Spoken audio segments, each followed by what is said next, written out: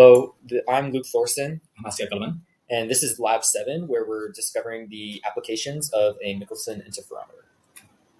we'll be going with the overview. We'll be doing 3 parts in this lab. Part A is the interferometer calibration. Part B is the wavelength of 3 light sources. And Part C is the measure wavelength separation of sodium doublet.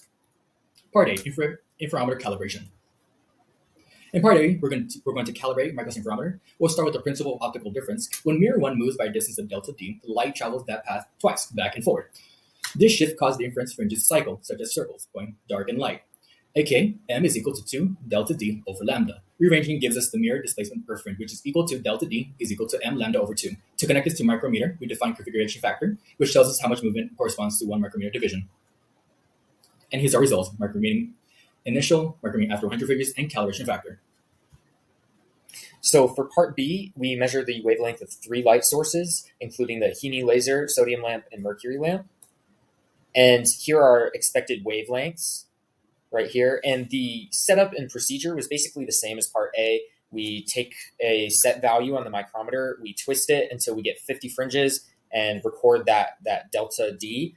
And then we plug it into the equation, including the configuration factor that we found from Part A.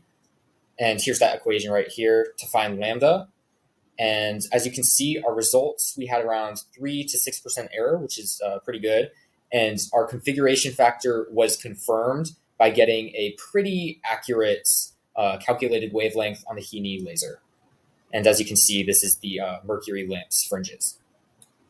And so for Part C, we measured the wavelength separation of a sodium doublet, and that was used with a sodium source.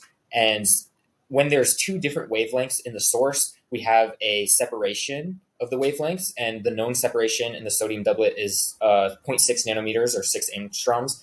And this is the equation for the beating waves that are caused by those 2 different wavelengths. And to find the wavelength separation, you take the known wavelength value, and then we have multiple null fringes, which is where the fringes disappear entirely.